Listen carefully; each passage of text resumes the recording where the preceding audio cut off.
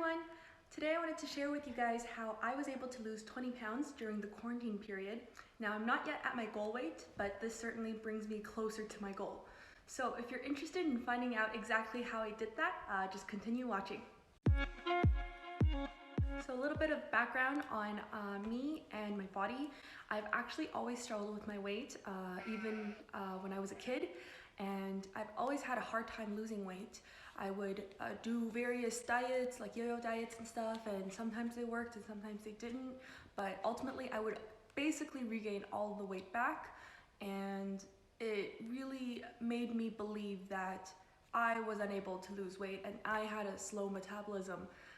But given that we had this 6-week quarantine period, I thought I should try once again and reach my goal.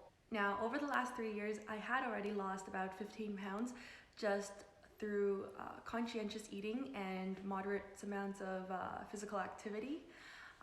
But this time around, I really wanted to test out intermittent fasting just because it was so popular on the internet.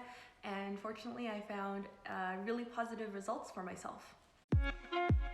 What I did was I did about 6 weeks of intermittent fasting. Specifically, I chose to have 1 meal a day with moderate amounts of physical activity. And along those 6 weeks, I also had 2 72-hour water fasts.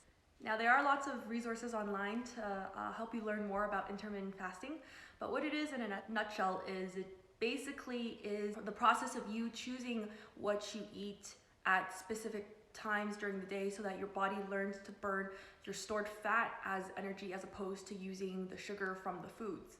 So for my meals, I usually chose hearty foods that were high in proteins, high in fiber, as well as healthy fats, and I usually ate until I was satiated. For the most part, I usually just drank plain water because that's what I drink usually anyway.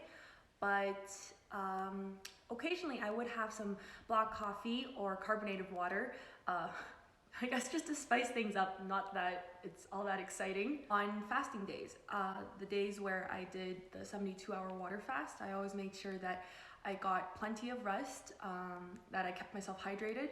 Oh, I also took a multivitamin throughout this entire time just to make sure that I was getting in all the essential nutrients that my body needed. So this time around, I actually never pushed my body. I really tried to listen to my hunger cues, and I tried to pay attention to the needs of my body. For example, if on certain days I was feeling very hungry, then I would allow myself to have a little bit more so that I would have the strength to continue on my journey. In addition, if I felt like I wasn't feeling like doing the physical activities that I did, then I also wouldn't push myself, because I think it's more important to have the consistency and the mindset to continue doing things over and over again, as opposed to pushing yourself and then giving up halfway through your journey. Now, I did face lots of struggles along the way. One of the biggest struggles I faced was having to learn to sit down with my family while they had meals, and I didn't. For my family, we typically enjoyed sitting down and having formal meals together because it was a time for us to have conversations with one another. So for me, it was really important that I continue to have these conversations with my family members.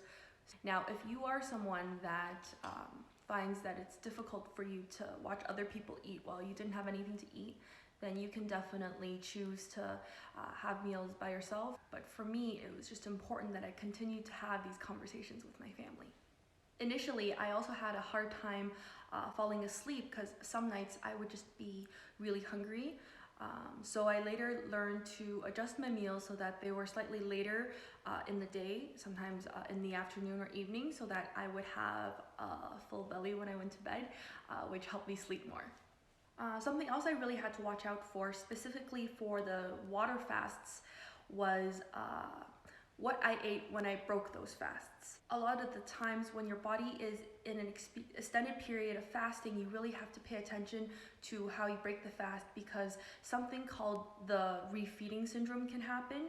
It happens when you get an influx of nutrients and your body can't handle all those nutrients. So if you're interested in finding out more about my experience with the water fast, definitely let me know in the comments below, and I'd be happy to post another video with regards to that. Overall, I would say I'm very proud of myself for having done the intermittent fasting as well as the 2 extended 72-hour water fasts over the quarantine period. This is just the beginning of my fitness journey. So if you are interested in following my journey, then definitely like and subscribe so that you can get all the updates. Thanks everyone, and see you next time.